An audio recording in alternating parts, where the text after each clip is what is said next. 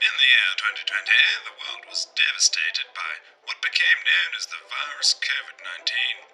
To stop the spread of the virus, citizens were directed to isolate within their domiciles until such times as a vaccine was developed and administered to the population. Thankfully, by the year 2021, these lockdown measures were a distant memory.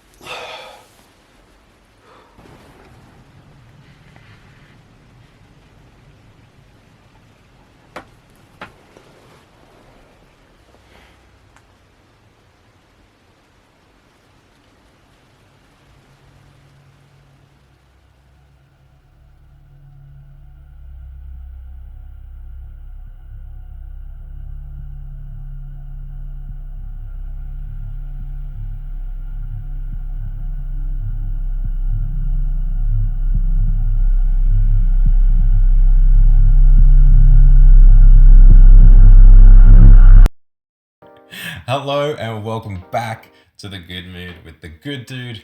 And you know what else is back? Some say it never left.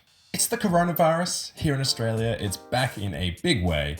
This is not that old lame-o coronavirus. No, this is brand new. This is the update. This is the Delta DLC. And I think it's no surprise that the Delta hits harder than any of the other coronaviruses out there right now.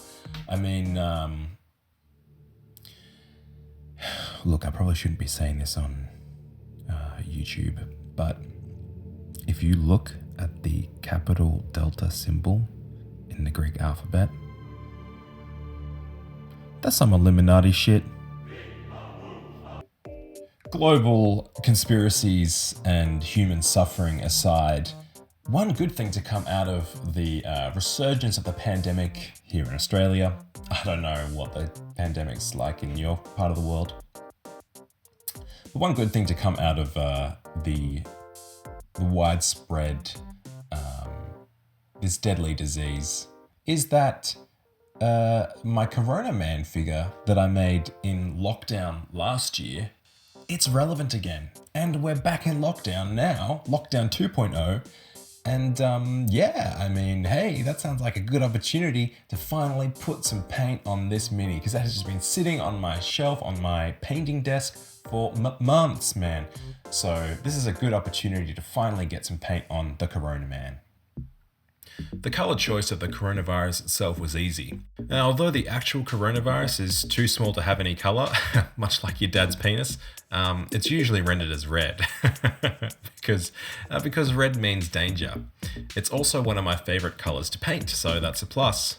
The main colours I used were Corn Red, Mephiston Red, Evil Sun Scarlet, Wild Rider Red, and Fire Dragon Bright.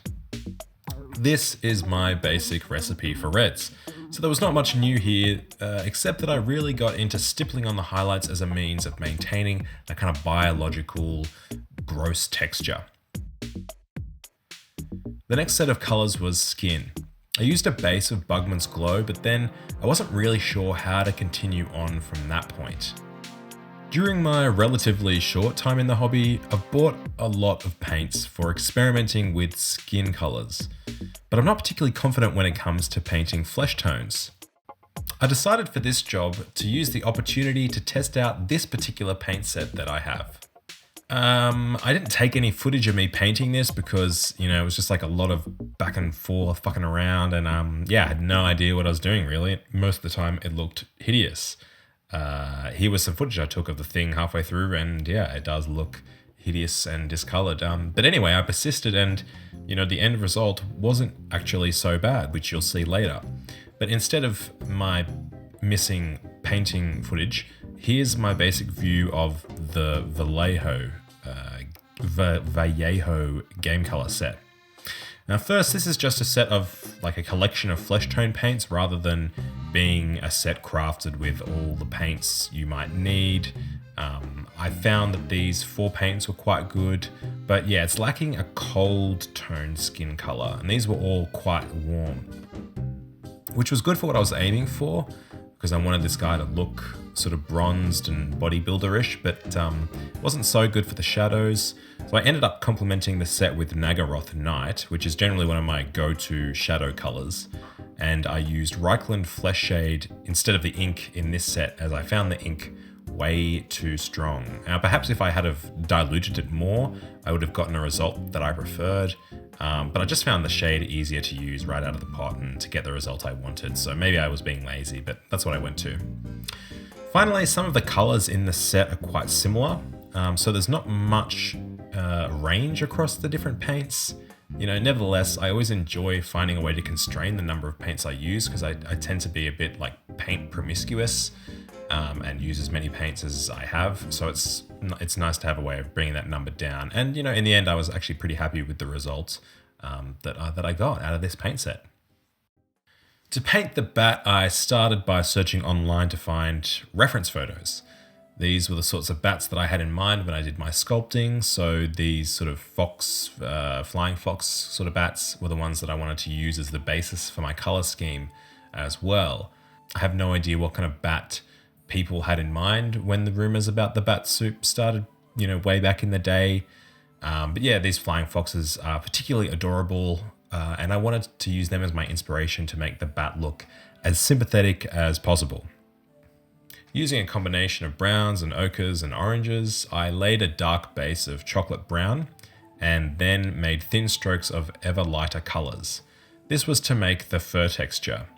And I was really pleased with the result of how the fur turned out, because it was my first time ever really painting fur. For the eyes, I painted the whole thing ivory and then came in with the chocolate brown to make the iris, then followed by black for the pupil and a couple of white spots to bring some life into the eyes. And after that, I poured some of the Vallejo water effects into the bowl of noodles. And after that, my figure was ready to varnish and go into the light box. So let's look at the final result.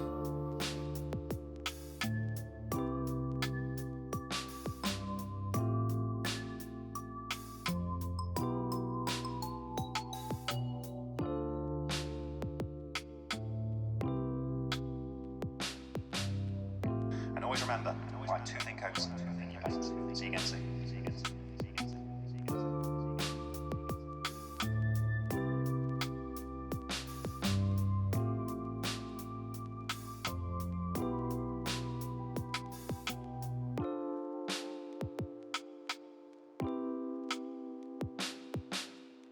And always remember, write 2 thin coats in your letters. See you again soon. Okay, well, there he is. I think he's looking pretty good. And as I say, I think that there's some hope to come out of this story, despite the widespreadness of this deadly disease, which is genuinely, that is bad. People have died.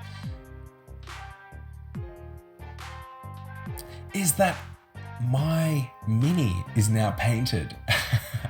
And it gives all of us hope. All of the hobbyists out there gives hope to me. I'm a hobbyist out there sometimes. not in a lockdown. I'm only in here. Is that,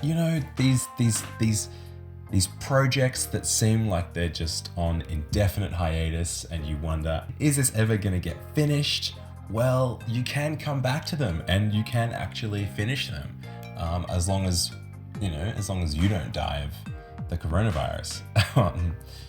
That makes me hopeful to think, well, what other projects out there have I not finished that I just very well may finish soon? Any of them. All of them are unfinished.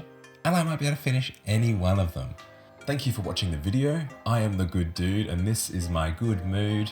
And like and subscribe and all the good shit. I'll see you in the future. Goodbye now.